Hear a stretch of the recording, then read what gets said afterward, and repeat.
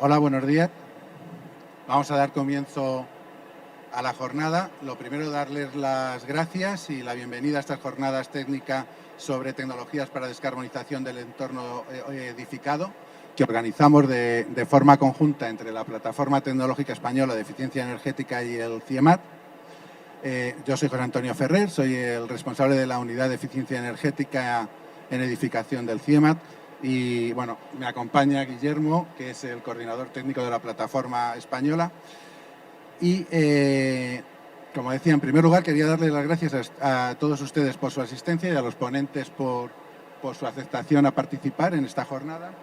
Una jornada que, como su nombre indica, está enfocado hacia las tecnologías que podemos disponer o que disponemos actualmente en un futuro breve para realizar esta descarbonización de las ciudades, que es uno de los sistemas de emisión o de los agentes de emisiones dispersas de CO2 más importantes, con cerca de un 80% del producto de generación energético en su entorno, y que tienen que tener una actuación importante en cuanto a la reducción global de las emisiones de efecto invernadero. Pero estas tecnologías, que vamos a hablar, diferentes tecnologías aquí, enfocadas tanto desde el punto de vista de generación térmica como eléctrica, hay que abordar las dos de una forma conjunta, en paralelo, sin olvidar ninguna de ellas. Las dos son importantes para conseguir los objetivos y con distintas tecnologías.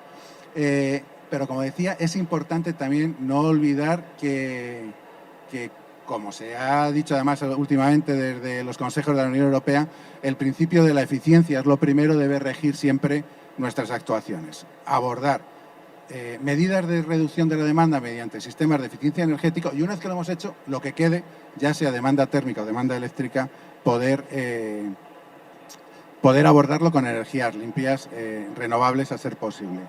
Como digo, en este sentido, hemos traído una serie de aportaciones de ponencias muy interesantes en la agenda, que Guillermo a continuación les va a detallar y irá haciendo la presentación y dando paso a los distintos ponentes. Muchas gracias de nuevo y espero que les resulte interesante la jornada. Guillermo. Muchas gracias. Buenos días. Voy a dar unas normas muy rápidas y básicas para los ponentes, y es que por favor os atengáis a los tiempos, a los 15 minutos, y a la audiencia pues deciros que al final tendremos un momentito, tendremos unos minutos para que hagáis preguntas a los ponentes. Entonces, voy a ir presentando a los ponentes a medida que vayan a intervenir, y el primero de ellos es Guillermo López Alonso, que es jefe de servicio y miembro del equipo CAES de la Subdirección General de Eficiencia Energética del Ministerio de Transición Ecológica y Reto Demográfico. Guillermo es ingeniero de minas, energía y combustibles, y es del Cuerpo de Ingenieros del Estado. Y antes de ejercer su profesión en el Ministerio, pues ha trabajado en varias empresas de investigación, de desarrollo, de ingeniería y consultoría, todo en el ámbito de la energía, y pues tiene una visión muy amplia del ámbito de energía a nivel nacional y también internacional, porque ha tenido por ahí que ayudar a otros Estados miembros a entrar en la Unión Europea. O sea que tiene un bagaje muy amplio, y ahora pues nos va a hablar de los certificados de ahorro energético, que a ver si le pegan un empujón a los proyectos de eficiencia. Guillermo, cuando quieras. 15 o 20.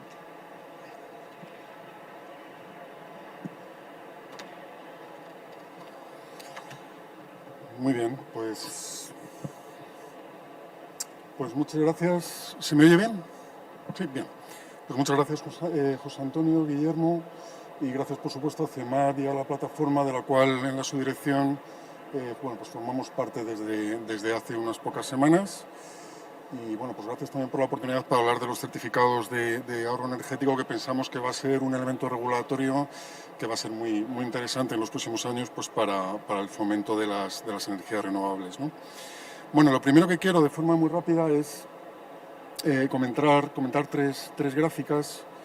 La primera de ellas es de Naciones Unidas y hace referencia a la tendencia del calentamiento global, teniendo en cuenta las emisiones de CO2, ¿no? Y entonces pues hay un consenso cada vez más amplio y cada vez con más evidencias de que la tendencia es muy preocupante, y la franja roja en su extremo izquierdo lo que dice es que incluso con los compromisos adquiridos en la conferencia de París, pues la subida de temperaturas va a ser muy grande, y que realmente el esfuerzo que tenemos que hacer pues para limitar la subida de temperaturas a como mucho 2 grados y preferiblemente 1,5 grados, pues es muy importante. Lo cual yo siempre pienso y siempre digo que tenemos que verlo desde una perspectiva optimista. Para eso estamos nosotros aquí, y para eso hay muchas miles de personas como nosotros pues, trabajando en eficiencia energética y en otros mecanismos para reducir las emisiones de CO2, ¿no? La siguiente gráfica se corresponde con el último informe de la Agencia Internacional de la Energía. Bueno, es muy interesante porque establece 3 objetivos, de su izquierda a su derecha, de más pesimista, digamos, a más optimista. El de la izquierda se corresponde con la situación con la tendencia que hay actualmente, es decir, con las políticas que están actualmente en curso, y bueno, pues suponiendo cuál va a ser la tendencia teniendo en cuenta esas políticas, lo cual, teniendo en cuenta que ya sabemos que la mayoría de los países, Unión Europea, los países de la Unión Europea incluidos, están desarrollando políticas con objetivos más ambiciosos, pues sabemos que los escenarios más probables serán los otros dos, ¿no? Y es muy interesante ver cómo, digamos, pues el pico de demanda, pues en carbón en cualquier caso ya ha sucedido, el pico de demanda en el petróleo prácticamente también, porque incluso en el peor de los casos no se espera que la producción de petróleo aumente. Y con políticas más agresivas, que es lo que nos toca hacer ahora, pues lo razonable es prever que la demanda de petróleo también va a disminuir. En el caso del gas, pues será algo más lento, pero también ocurrirá. Y luego a mí me interesa mucho, porque es la parte que nos toca a todos los que estamos aquí, la gráfica de su derecha del todo, donde realmente hay una disminución del consumo que se debe a nuestro trabajo. Es decir, a las políticas de eficiencia energética, que lo que hacen es que para que hagamos lo mismo que estamos haciendo, consumamos menos energía, ¿no?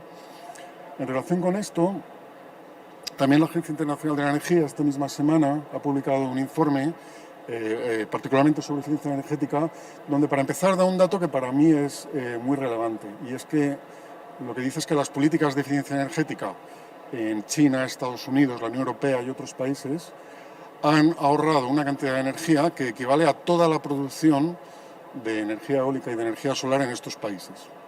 Bueno, esto lo que quiere decir es que la eficiencia energética es la reina de las políticas energéticas. Tenemos que ser conscientes de ello, tenemos que saberlo y tenemos que difundirlo.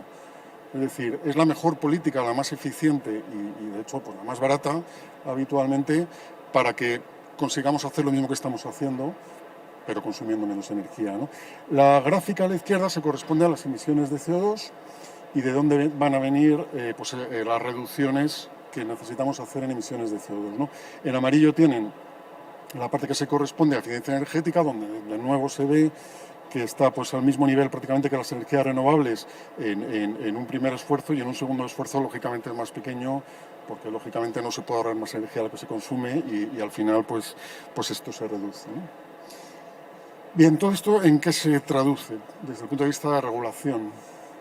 Pues desde el punto de vista de la Unión Europea, yo creo que es pues conocido por todos.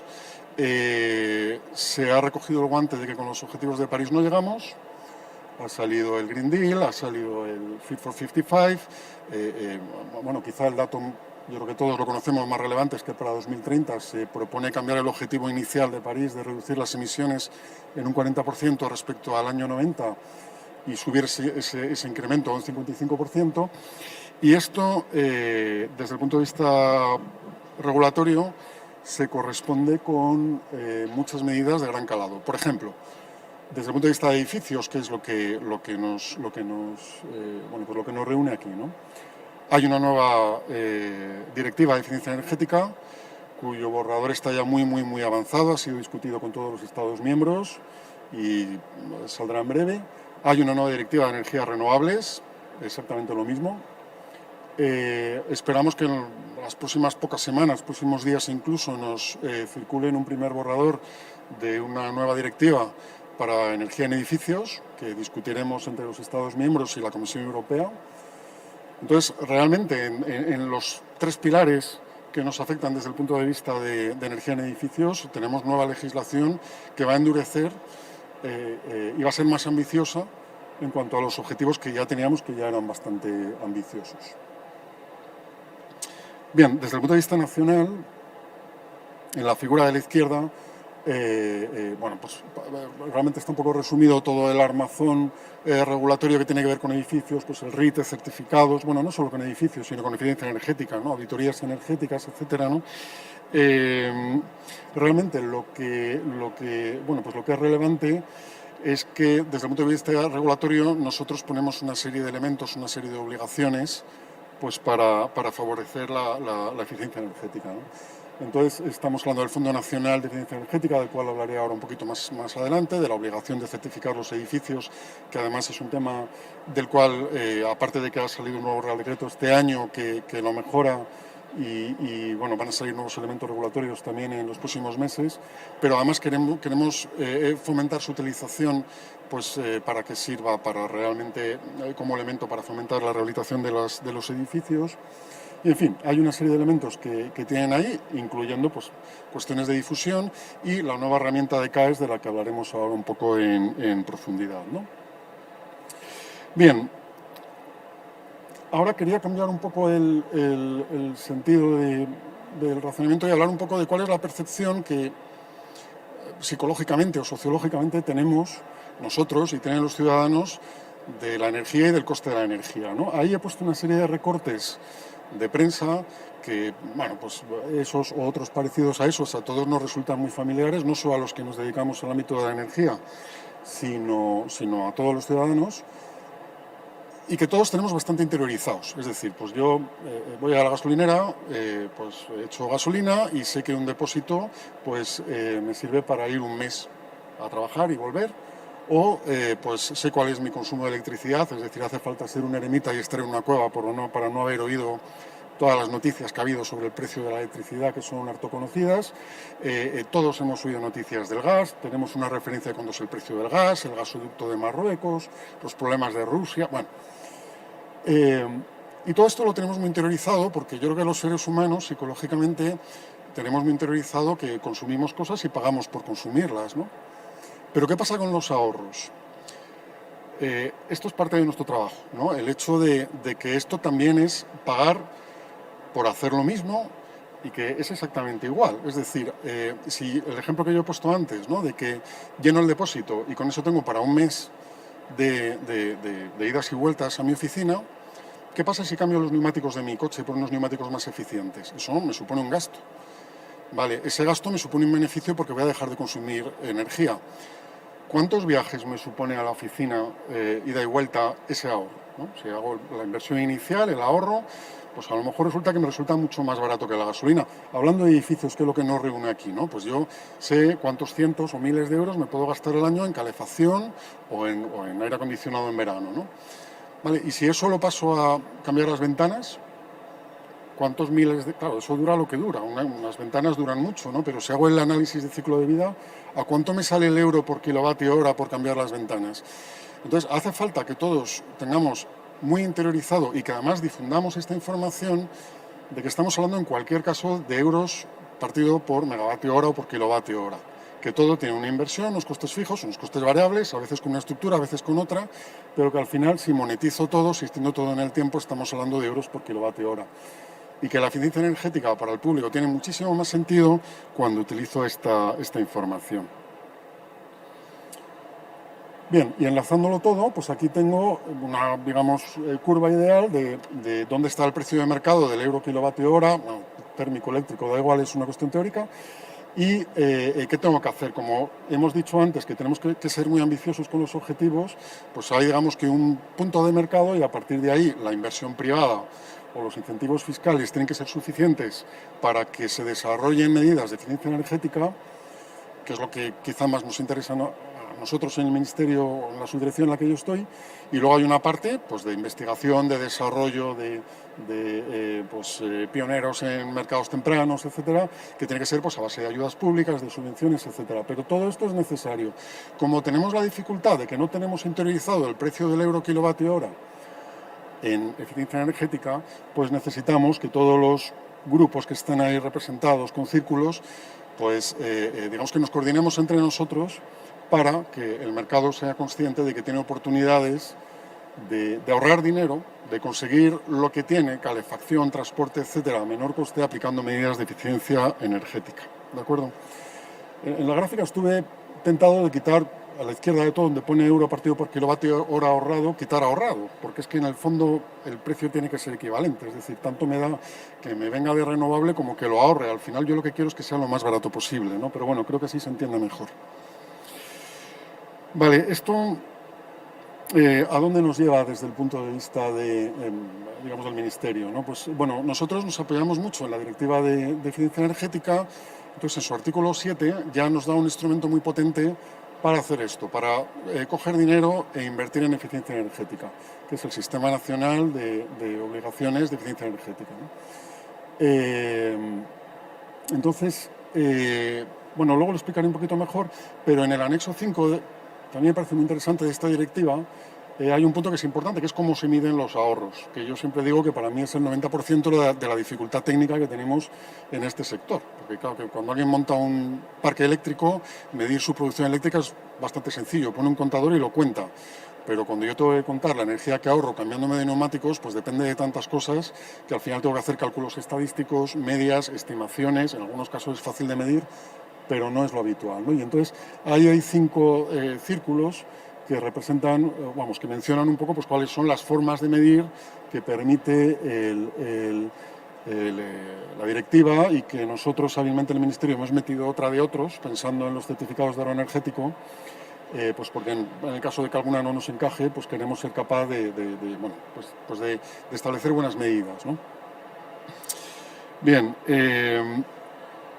decía que iba a explicar con un poco más de detalle cómo es el Sistema Nacional de Obligaciones. Lo que tenemos son aportaciones que hacen los sujetos obligados. Los sujetos obligados son compañías energéticas que lo que hacen es parte de sus ingresos, por ley, los tienen que dedicar a eficiencia energética. Entonces de ahí tenemos unas aportaciones, tenemos otras aportaciones FEDER, tenemos también una pequeña aportación de los presupuestos generales del Estado, y con eso tenemos un fondo, y entonces la administración pública saca programas de subvenciones para conseguir ahorrar energía. Y luego, siguiendo los métodos que mencionaba antes del anexo 5 de la directiva, tiene que justificar esos ahorros. Entonces, bueno, pues es un mecanismo que si lo miramos desde muy arriba es sencillo. Tengo un dinero y ahorro tanto energía, tantos euros por megavatio hora. Vale, entonces, eso hasta ahora se ha hecho así. O sea, hay una cantidad objetiva de energía que hay que ahorrar por periodo. El primer periodo ha sido 2014-2020, ahora estamos en el segundo periodo 2021-2030, y en este segundo periodo queremos meter el sistema CAES, que lo que va a hacer, o lo que pretendemos que haga, es dotar de flexibilidad y de eficiencia no energética, sino económica al sistema. Luego también hay un cuadro que son medidas alternativas, que son, por ejemplo, deducciones fiscales, ¿no? Donde no estoy cogiendo dinero de ningún sitio, simplemente reconozco que alguien, por ahorrar energía y por las externalidades positivas que ello supone, pues va a ahorrar energía y las computo para la directiva. ¿De acuerdo? Bien, entrando un poco más en el sistema CAES, ¿cuál es el flujo entonces para un sujeto obligado? Por ejemplo, una compañía eléctrica, una compañía petrolera que esté obligada a dotar de cierto presupuesto al fondo de obligación al Fondo Nacional de Eficiencia Energética. Pues puede hacer una aportación económica, que es lo que ha estado haciendo hasta ahora, y entonces la administración pública con esa aportación económica saca el programa de subvenciones que mejor seamos capaces de hacer. Con eso computamos unos ahorros e informamos a la Comisión Europea, a la Unión Europea, igual que hemos hecho hasta ahora, ¿no? Pero ahora le vamos a dar una segunda alternativa. ¿Cuál es la segunda alternativa? Decir, mira, tú te corresponden ahorrar tantas unidades de energía. Si eres capaz de demostrarme que inviertes el dinero en algo y que por tu cuenta y que ahorras esa cantidad de energía, te la computo exactamente igual. Entonces la empresa pues invierte en lo que le parezca más adecuado, con eso obtiene unos certificados de los que ahora hablaremos, y con eso me demuestra a mí, que soy le demuestra a la administración pública pues que ha sido capaz de computar esos ahorros y se le descuentan. ¿De acuerdo? Vale, ¿qué es exactamente un certificado de ahorro energético? Al final es un documento, y es un documento que equivale a una cantidad de energía que se ha ahorrado, ¿vale? y que se ha ahorrado bajo el esquema de obligaciones que ya hemos mencionado y que, por lo tanto, permite descontar al sujeto obligado esa cantidad de energía correspondiente. ¿De acuerdo? ¿Esto qué hace? Pues mejora el rendimiento de las inversiones. Es decir, pues yo de alguna forma sé que la Administración Pública Española me obliga a poner tanto para ahorrar tanta energía, pero si yo, que soy a lo mejor una empresa eléctrica, sé que puedo hacerlo mejor, pues entonces invierto, por ejemplo, en mejorar el parque edificatorio, con eso demuestro que ahorro tanta energía y con esos certificados pues ya he conseguido mejorar el rendimiento de todo el sistema, ¿no? Aparte de todo esto, estoy estimulando el mercado, porque a lo mejor yo, no como sujeto obligado, sino como sujeto que tengo una opción de inversión en eficiencia energética, pero no encuentro el dinero, esto me permite acceder a un mercado en el cual sé que tengo una demanda. Y yo lo he dicho al revés, ¿verdad? Tengo una oferta, no, sí lo he dicho bien. Yo soy capaz de ofrecer un proyecto de eficiencia energética que yo no tengo dinero, pero hay alguien que le interesa poner el dinero ahí, con lo cual soy capaz de estimular el mercado con esta herramienta y de desarrollar proyectos que hasta ahora eran más difíciles porque iban con un sistema más rígido de subvenciones, de una subvención que sale, que tiene unas fechas, que tiene unos requerimientos, un ámbito más específico, etcétera, etcétera. Vale. Bueno, y en cualquier caso, lo que no es un certificado energético, pues no es ni una tasa, ni un impuesto, ni vale como certificado de eficiencia energética en edificio, ni como certificado de CO2, ni como nada parecido, ¿de acuerdo? Vale, ¿cuáles son, digamos, desde un punto de vista muy básico, los 3 elementos básicos de todo este sistema? Lo primero, vamos a desarrollar una plataforma digital. Al final es como un mercado organizado, ¿no? Entonces nosotros, ¿qué es lo que tenemos en esta plataforma digital? Tenemos que emitimos certificados y esto queda registrado. Entonces, pues hay un certificado que se emite porque hay un edificio que va a ahorrar no sé cuánto, en fin, bueno, lo vemos casi mejor. ¿Cuáles son, mejor con el cuadro naranja, perdón, con qué es? Hay un catálogo de fichas y unos elementos que tiene el certificado. Entonces, en la plataforma pues me entra este certificado, donde viene qué tipo de certificado es, cuál es el origen geográfico, cuál es la energía que se ahorra, quién es el titular de ese certificado, cuál es la caducidad de ese certificado, quién es el titular actual, cuándo se ha liquidado ese certificado y dando, por lo tanto, satisfacción a la obligación o parte de la obligación del sujeto obligado, etcétera, ¿no? Entonces, digamos que toda la vida de ese certificado se va, de alguna manera, siguiendo en la plataforma digital, ¿no? Y habrá un catálogo de fichas a disposición de toda la sociedad para que cada uno diga, oye, a ver, ¿qué me interesa a mí? Pues yo trabajo en el sector de los edificios y cambio ventanas, pues resulta que me consideran tanta energía por cambiar tanta superficie de ventanas. Pues me voy a hablar con la empresa obligada que más me interese para ofrecerle este tipo de asuntos, ¿de acuerdo? Y luego, bueno, los sectores realmente hemos puesto, son todos, es decir, cualquiera que nos demuestre que ahorra energía, pues nos interesa, ¿no? Y desde el punto de vista edificatorio, pues los franceses, por ejemplo, que son los pioneros en este tema, tienen del orden de, no sé el número exacto, pero deben tener como 15 o 20 fichas diferentes solo para edificios, ¿de acuerdo? Muy bien. Bueno, ¿por qué nos interesan los certificados? Bueno, de alguna manera creo que ya lo hemos ido comentando, ¿no? Primero es una cuestión de rendimiento económico, es decir, nosotros somos capaces, como administración pública, de coger un dinero e invertirlo en un programa de subvenciones o de ayudas de la manera que mejor podamos. Pero al final, si el mercado es capaz de hacerlo mejor, pues adelante. Entonces ponemos ese sistema en el mercado para darle visibilidad, para que gane eficiencia económica, para que se sea capaz de monetizar los ahorros con este sistema y que los usuarios finales vean más claro que haciendo una inversión para la cual además van a tener un beneficio. De alguna manera se trata de dotar al sistema de toda la flexibilidad y de todo el conocimiento para que funcione mucho mejor. Y bueno, pues nada, simplemente para terminar, lo que quería decir es que nosotros ahora estamos en el proceso, todavía muy temprano, es verdad, de hacer las fichas, de construir los certificados, etcétera. Toda la información técnica que quien quiera nos pueda enviar nos viene muy bien, porque al final nosotros tenemos que casar a cuántos certificados o cuántas unidades de energía corresponde cada actuación. Es un cálculo que no es fácil. Nosotros podemos contar pues, con la ayuda de IDAE, de CIEMAT, etcétera, de las asociaciones sectoriales, etcétera, y que evidentemente va a ser necesario en la medida que queramos tener fichas, ¿no? Y nada, muchas gracias, eso es todo.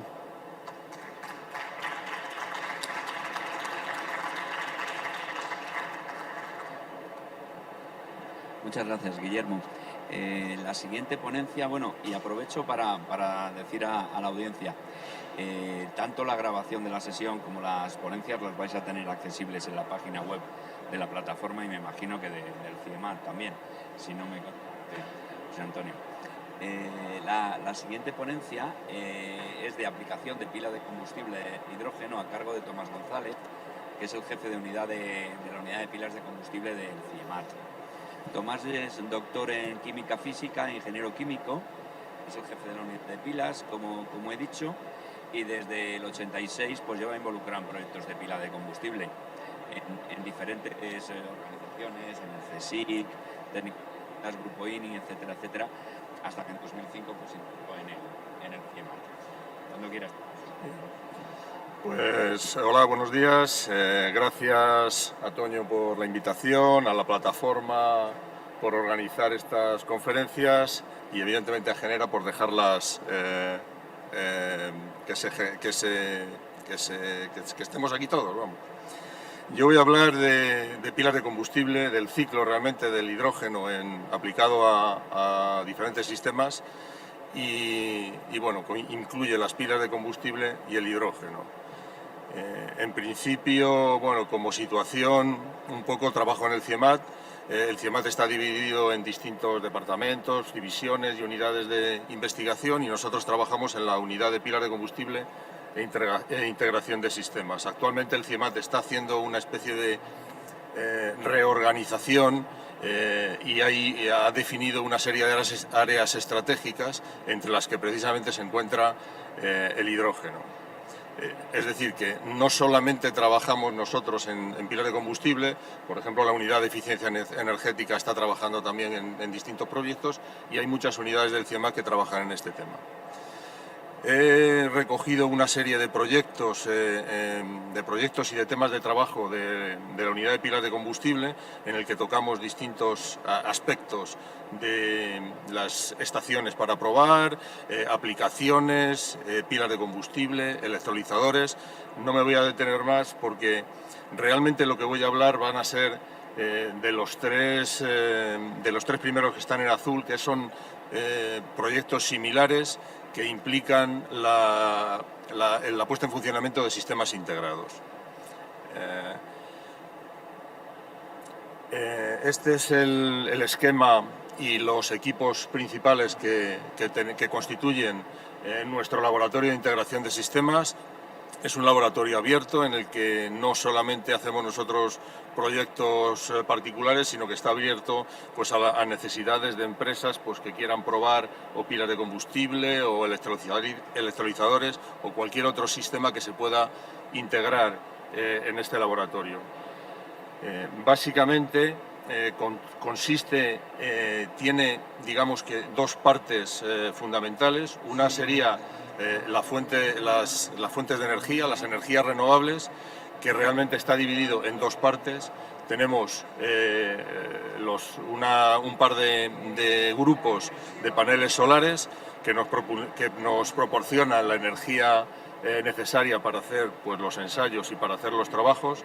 Tenemos también un sistema eólico que, bueno, como nosotros estamos en el centro de Madrid, un aerogenerador en Madrid no tiene cabida, entonces tenemos un emulador.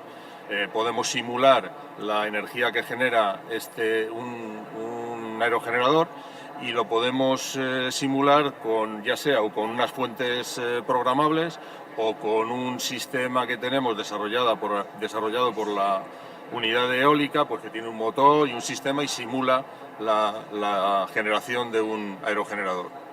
Evidentemente esta energía que genera la podemos tratar y de hecho el sistema, el EMS, el sistema de gestión de la energía, pues lo que hace es que esta energía cuando se puede utilizar o se almacena en un sistema de baterías o se consume ya sea dentro del laboratorio. Hay equipos que se pueden conectar a la generación renovable, o se puede tener una carga dinámica que lo que hace es simular el consumo pues, de una casa, de una vivienda o de un edificio que a nosotros nos interese estudiar el comportamiento. Evidentemente hay una tercera posibilidad, bueno, entre otras, hay una tercera posibilidad que es la que estudiamos nosotros, que es coger esa energía que estamos generando y utilizarla en el ciclo del hidrógeno. ¿En qué consiste el ciclo del hidrógeno? Pues tenemos, por un lado, el electrolizador, que lo que hace es coger esa energía eléctrica y transformarla en hidrógeno. Tenemos una etapa intermedia que es, ¿qué hacemos con ese hidrógeno? Almacenarlo, que sería similar a las baterías, pues en el caso del hidrógeno sería el sistema de almacenamiento de hidrógeno. Hay distintos sistemas de almacenamiento, puede ser a presión o puede ser, pues por ejemplo, el caso que tenemos nosotros, que es almacenado en forma de hidruros metálicos. El hidrógeno se absorbe, prácticamente está como sólido y prácticamente no ocupa volumen. Y luego la tercera parte del ciclo de hidrógeno pues es la reconversión, es decir, utilizamos una pila de combustible, la alimentamos con hidrógeno y volvemos a generar la energía eléctrica. Evidentemente este ciclo se utiliza para aprovechar el hidrógeno almacenado o la energía generada durante el día, pues cuando no hay energías renovables. Aquí arriba he puesto dos electrolizadores, hablando del tipo de electrolizadores, que hay distintos tipos de electrolizadores, igual que hay distintos tipos de pilas de combustible, básicamente en función de la temperatura y del electrolito de trabajo. ¿Vale? Los tipos más normales son los de PEM, que el electrolito es una membrana intercambiadora de protones, y las de óxido sólido, que el electrolito es un sólido cerámico a alta temperatura que conduce los aniones.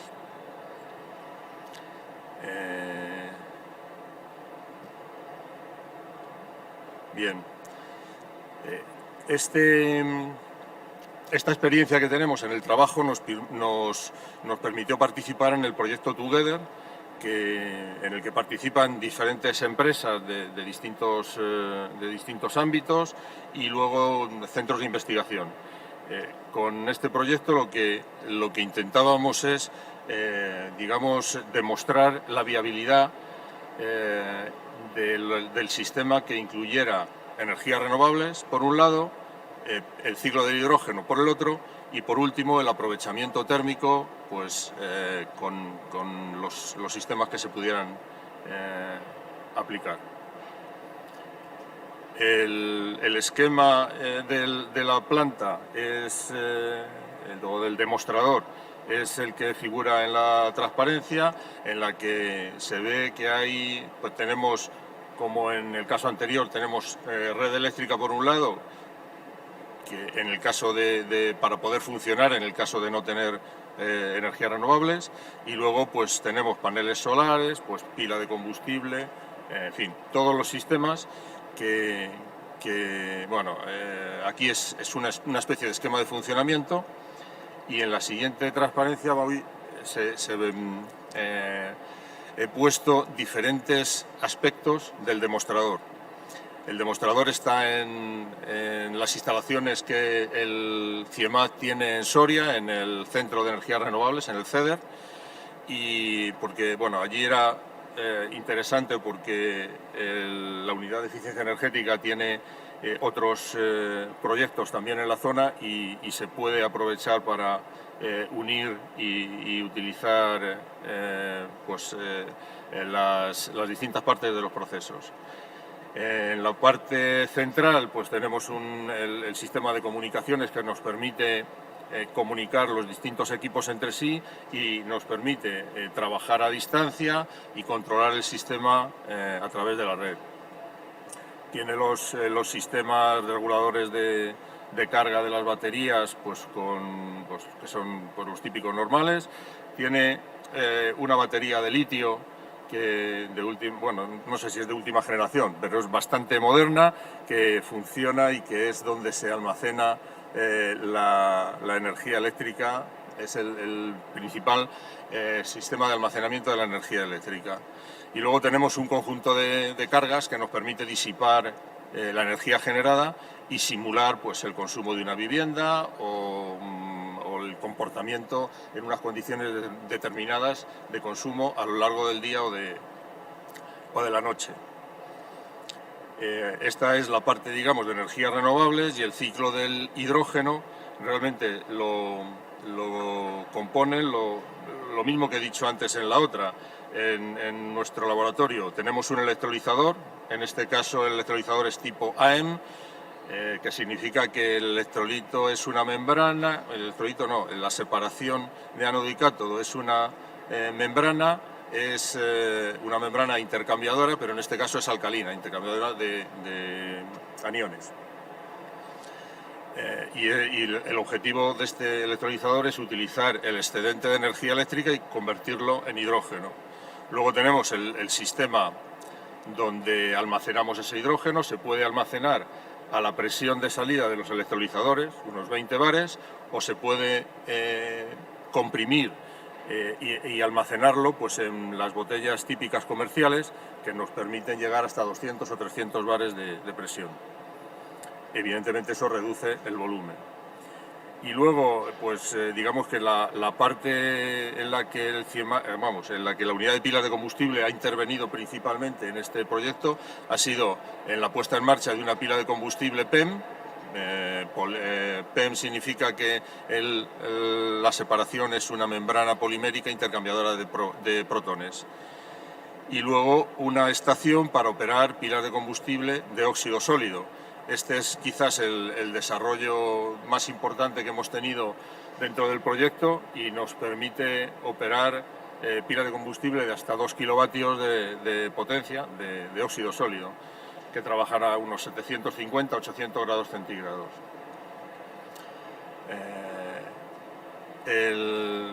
La tercera parte, que es el aprovechamiento térmico, bueno, aquí he puesto el esquema del demostrador y digamos el anillo, el circuito de agua que nos permite recuperar el calor de los distintos equipos y aprovecharlo pues en otros ciclos, en máquinas, en ciclos de cogeneración y no sé, ciclos Stirling, no sé, diferentes tipos de aprovechamiento térmico. Y luego tenemos otro ensayo experimental que lo ha hecho la unidad de eficiencia energética, que es almacenamiento. Esa energía, en vez de utilizarla en un ciclo térmico, se puede almacenar en un sistema sólido, que en este caso es en base de unas zeolitas, unos silicatos sintéticos que se utilizan en muchas aplicaciones. Este ciclo realmente lo que nos permite es aprovechar. Este ciclo se puede integrar, dependiendo del tamaño, en una pequeña vivienda, en un edificio, en una industria, en cualquier sitio, y nos permite utilizar la energía renovable, almacenarla en forma de hidrógeno y reutilizarla cuando es realmente necesaria.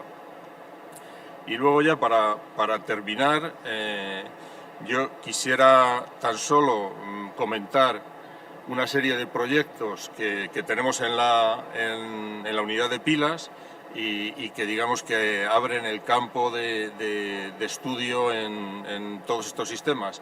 Tenemos los proyectos que por ejemplo, el primero, que diseña y componentes de pilas de combustible, fabrica pilas de combustible y las aplica en pequeñas aplicaciones portátiles. Tenemos también otro proyecto en el que estamos ensayando y caracterizando pilas de combustible de 1 y 5 kilovatios para una empresa. Al año que viene vamos a empezar el proyecto H2 Green, que es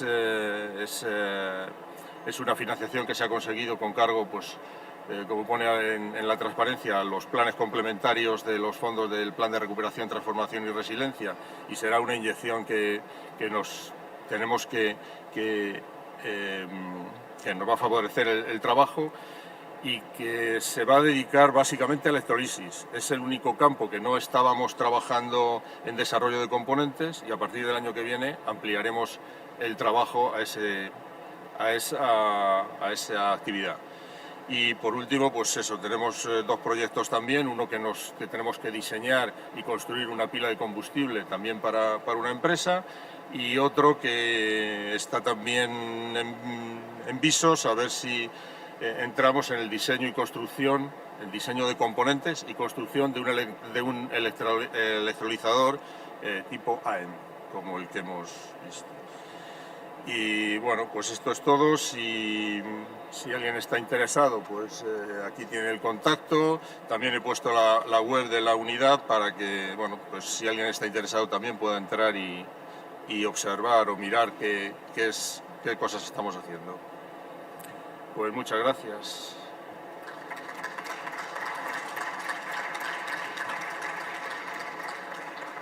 Muchas gracias, Tomás. La siguiente ponente es Olga Barrachina Salleras, de Aiguasol. Olga, cuando quieras, y te sigo presentando. Olga es ingeniera industrial, especialidad química, máster en energía para el desarrollo sostenible y tiene un posgrado de diseño para sostenibilidad. Actualmente es consultora senior en sostenibilidad y calidad ambiental de interiores y lo compagina pues con la colaboración con la Asociación Lima, que es una asociación para la arquitectura mediterránea de bajo impacto, y no solo eso, además colabora con la cooperativa SEO Hub de diseño y promoción de actividades para un entorno urbano más sostenible. Gracias. Bueno, muchas gracias a la plataforma por invitarnos a presentar este proyecto piloto que se implementó en el marco de un proyecto europeo. Bueno, que se llama, como hay aquí el logotipo, ¿no? Que es el Forever in EU, que se trataba de desarrollar... Un momento, se trataba de desarrollar tecnologías y metodologías para realizar una rehabilitación profunda en los edificios, ¿no? Europeos, que es uno de los grandes retos que tenemos en nuestro sector. En este proyecto europeo había socios de diferentes países. De España estábamos conjuntamente con la Agencia de Habitatge de Cataluña, que fueron los que aportaron el edificio piloto que vamos a presentar en esta presentación. Aquí en España se realizó en Lleida, en Bellpuig, y bueno, ellos participaron en la preparación de la presentación, pero no pudieron asistir al evento. También fueron invitados y estoy yo en su lugar presentando. Este proyecto... no avanza... Ahora, perdón. Como decía, en este proyecto se desarrollaron, aquí presentaremos el piloto de fachada prefabricada que se hizo en Bellpuig, pero se realizaron diferentes tecnologías innovadoras, además de unas metodologías y un modelo de negocio para ver que podía funcionar, ¿no? E intentar dar un empujón a, como decía, esa rehabilitación profunda del parque edificatorio europeo. Si queréis saber más, en la web está todo colgado y podéis consultar. Este proyecto se realizó 3 pilotos físicos, uno en Noruega, otro en Holanda y el tercero en España, en Lérida, y luego realizó otros pilotos que eran más virtuales, ¿vale? El proyecto de Bellpuig, de Lérida, es un edificio que es propiedad de la Agencia de Habitatge de Cataluña. Es un edificio que se construyó en el 2006, así que en realidad es bastante nuevo, pero aún así tenía bastantes deficiencias. Presentaba, como veis, unos niveles de consumo muy altos, ¿vale? Aparte de que se ve que los usuarios no estaban en confort y utilizaban sistemas alternativos tanto para calefactar como para cocinar, bien sea porque los equipos que tenían, el consumo de la energía era muy caro y buscaban sistemas con aporte de energía alternativa, o porque no les daban suficiente nivel de confort en sus residencias. El caso es que el nivel de consumo de este edificio era muy elevado. Tenía además solar térmica, pero en un estado bastante malo, ¿vale? Y bueno, como vemos, consumos muy altos. Así que la agencia pensó que era un buen edificio piloto para poder probar este sistema de fachada rehabilitada y realizar esta rehabilitación en profundidad. Con el piloto que se desarrolló en este proyecto, lo que hizo fue, por un lado, como digo, había la fachada esta prefabricada que se instaló en una de las fachadas, la fachada este. Constructivamente, tal como era el edificio, no permitía realizar una rehabilitación en toda la envolvente del edificio, lamentablemente. Entonces se optó por esta solución, que es un poco parcial y se actuó solo en una de las fachadas. Y además se instalaron renovables y se mejoró, o sea, se instaló fotovoltaica y se mejoró la solar térmica que ya había. Aquí, como vemos, un poco los niveles de eficiencia a los que se han llegado a nivel de envolvente. En la solución de fachada se trabajó con ya valores, ¿no?, como los que está pidiendo el actual código técnico. Y se trabajó mucho la parte de la hermeticidad de toda la solución de la envolvente. La solución de fachada prefabricada, como vemos aquí, es en madera y tenía la composición que aquí se detalla, ¿no?, con las diferentes capas. Se montó en la fábrica y luego se llevó hasta el edificio y se montó. Aquí vemos un poco más de detalle también las instalaciones que ya llevaba in situ la fachada, ¿vale? Y estas se colocaron todas en la fábrica mismo. Aparte, como decía, hay el sistema fotovoltaico, que se puso fotovoltaica en cubierta y además se instaló parte de fotovoltaica en la fachada, que ya venía también, ¿no?, prefabricada con los paneles incorporados. Además, aquí podemos ver que había también un sistema de ventilación mecánica centralizada, porque esto es otro de los grandes retos, ¿no? La eficiencia energética es muy importante, pero nunca podemos, ¿no?, menospreciar la necesidad de salubridad dentro del edificio. Cuando estamos haciendo edificios muy herméticos, luego podemos tener problemas de salud. Entonces, la ventilación, a la vez que estamos haciendo esta actuación sobre la piel, que estamos haciendo este edificio mucho más hermético, teníamos que aportar ventilación, era muy importante. Y esta ventilación era una solución que ya venía también, ¿no?, dentro de la fachada prefabricada